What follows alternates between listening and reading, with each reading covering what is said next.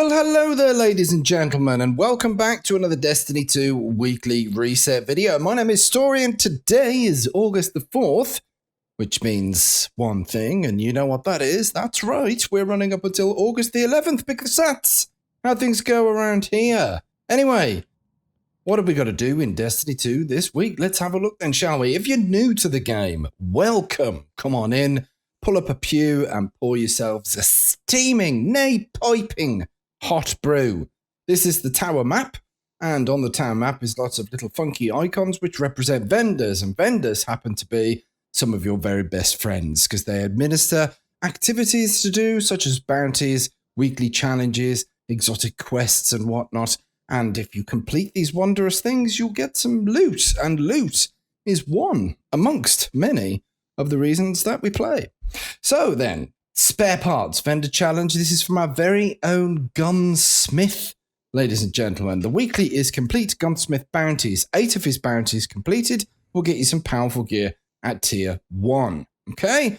So gear comes in a variety of different tiers. Tier 1, 2, 3, and pinnacle loot. Pinnacle is the highest possible power that you can get at the moment. There's nothing higher than pinnacle loot, potentially. Anyway, there you go. That's how it works. The same with Crucible stuff. That's for player versus player. 8 bounties of powerful gear at tier 1 from Shax. Same from Zavala there. If you're a member of a clan, you can earn 5,000 XP and get some powerful gear at tier 2. And over at the Drifter, there's also some weekly challenge 8 bounties off powerful gear at tier 1. Not forgetting, while we're on the subject of the tower map, over here is the means to an end quest. This comes with Season of Arrivals. Complete this and you'll get some your pinnacle loot, and that's for each character every week. It's very generous. Anyway, there you go. That is the business for the tower map. We'd like to start the day off by rolling into our destinations and regarding the director screen, which has all the planets currently available to us, as well as the playlists here. And we start off with the Vanguard playlist. Here is the Vanguard playlist. 4 items on the menu, starting with daily heroic story missions. You can replay missions from previous campaigns there. Nothing specific in terms of loot drops apart from your in-game drops that you may get, Umbral engrams, legendary engrams and whatnot. The meat and vegetable starts here. Vanguard strikes. The weekly is complete strikes using the same subclass element as the currently active elemental burn. Okay? So 3 strikes completed with those attributes will get you pinnacle loot. That is the big bad daddy-o. So regard, there is your weekly elemental burn. It's Arc Singe. So equip an Arc subclass. Do 3 of these strikes for your pinnacle posterity. There you go. We've got a Nightfall Ordeal, the big bad daddy-o strike. This week it happens to be the Lake of Shadows, ladies and gentlemen. And there are 2 weekly challenges. One is to just run through the activity and collect runs. 3 of powerful gear at tier 1. That's what you get. Exciting, isn't it? And then we've got the other weekly, which happens to be complete the ordeal with a team score above 100,000 points, and that'll get you some pinnacle loot. So there you go. The ordeal is Lake of Shadows this week. And then we've got our regular Nightfalls, the vanilla Nightfalls playlist. We've got 3 to choose from here. Inverted Spire, the Arms Dealer, and Scarlet Keep. Now, 2 of these strikes have some specific loot. The Inverted Spire will get you, if you grind it enough and get some good RNG and good luck, the Trichromatica, which is an exotic ghost shell. The Arms Dealer would get you an exotic Sparrow, the Tilt Fuse. So there you go. That is the Vanguard playlist this week. I can hear you already brimming with joy. And now we've got Gambit, and there is a player versus environment activity, the Reckoning here, 1 to 4 players. I thoroughly recommend 4. Anything less, and it's... Anyway, there you go. It comes in a variety of different flavors, tier 1, 2, and 3. So if you're farming loot from the previous season, which would one of the previous seasons rather, it would be the season of the Drifter, then this is the place to go for. The Arc Singe is also active this week, and today's modifier is Grenadier. Then we've got the Gambit playlist, Gambit Vanilla and Gambit Deluxe. 3 matches in either or of these playlists for your pinnacle loot for the week. So that's one pinnacle loot per character. So there you go. Isn't that generous? And then we've got private matches if you happen to want to battle over a primeval with your family, for example. Nice. Crucible playlist this week sees that Iron Banner has returned. There it is. Look, right there and then. But regard, there are two types of playlists in the Crucible player versus player area. We've got the rotator matches, which consists this week of Supremacy and Showdown.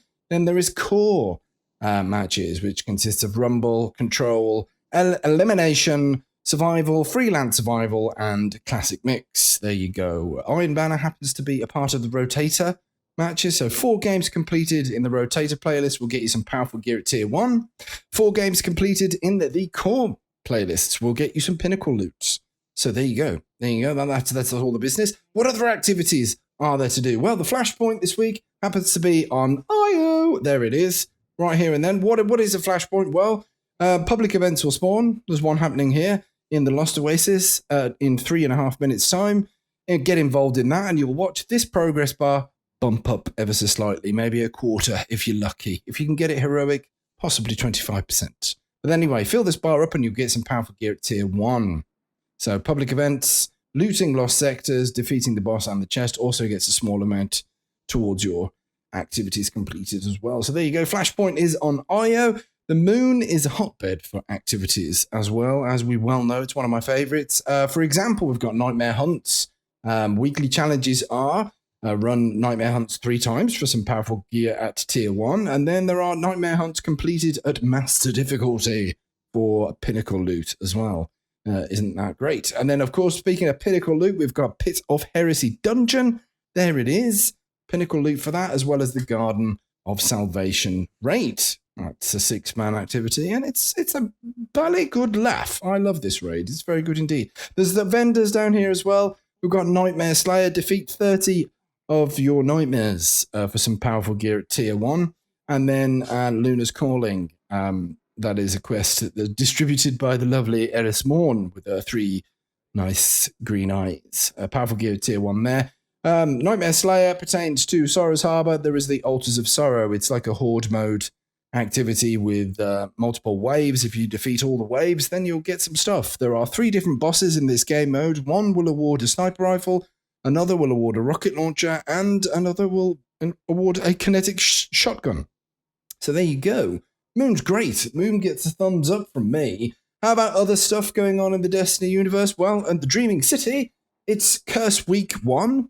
You can grab your bounties over at the Strand from Petrovenge, and the Ascended Challenge happens to be in Bay of Drowned Wishes. In other news, over on Mars, Escalation Protocol has the sniper rifle dropping this week. So if you're after the version 1, the old school version of the sniper rifle for your collections, then this is the week to be grinding Escalation Protocol, ladies and gentlemen. So there you go. Isn't that wondrous? What else is there to do? Well, we like to hop on over to the Gunsmith and have a look at the bounty nomenclature.